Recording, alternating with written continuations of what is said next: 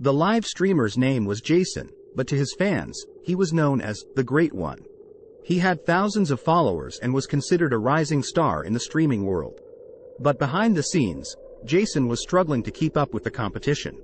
He feared failure more than anything, and the pressure to keep his audience engaged was taking its toll. One day, Jason stumbled upon a mysterious website promising to help him become a streaming sensation.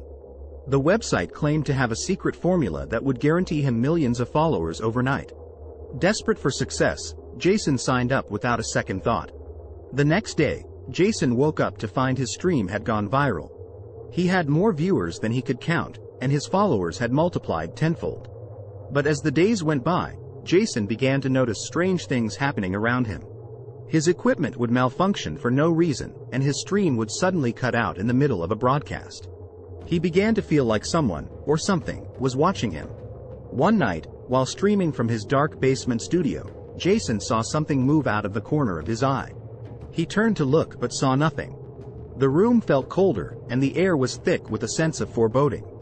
Suddenly, the lights flickered and his computer screen went black. Jason was plunged into darkness.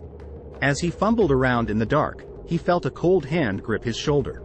He turned around to see a figure looming over him, its eyes glowing with a malevolent light. It was the embodiment of his fears and insecurities, brought to life by his desperate desire for success. Jason tried to run, but the figure pursued him, its footsteps echoing through the darkened house.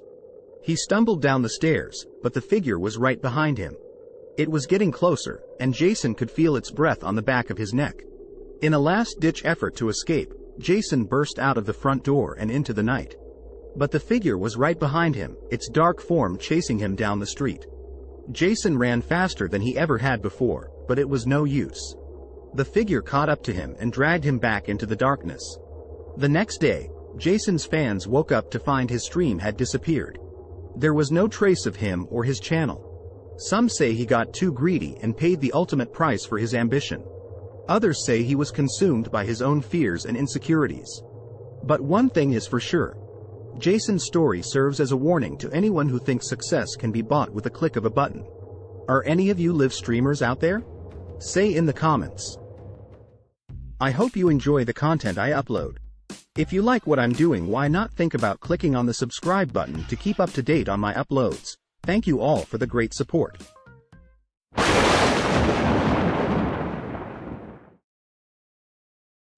As the sun set over the small town of Willow Creek, a popular live streamer named Casey was settling into her home studio. She had just finished a successful stream and was feeling grateful for her loyal followers. Little did she know, there was one viewer who was more than just a fan. Over the next few days, Casey started to notice that someone was leaving unsettling comments on her streams. They were always under a fake name, but the tone was unmistakable. They would talk about how beautiful Casey was and how they wanted to be with her. At first, she brushed it off as just another troll, but as the days went on, the comments started to get more and more personal. One night, Casey was streaming a late-night session when she heard a noise outside her window. She paused for a moment and listened, but it was silent.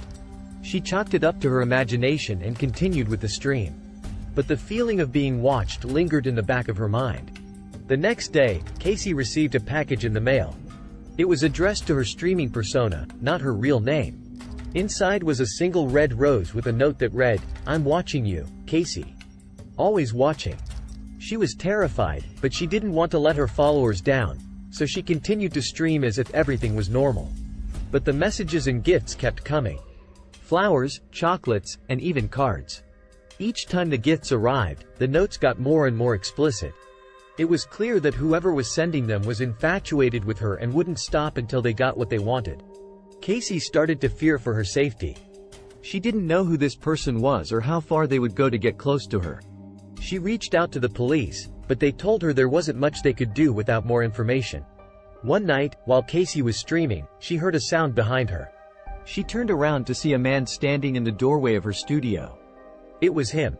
The stalker. He had finally found her.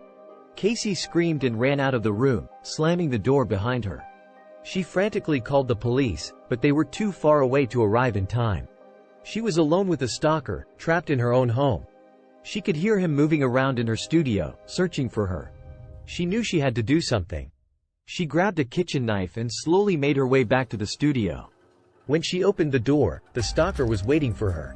Without hesitation, Casey lunged at him with the knife, hoping to defend herself. The stalker fought back, but Casey was able to hold him off until the police arrived.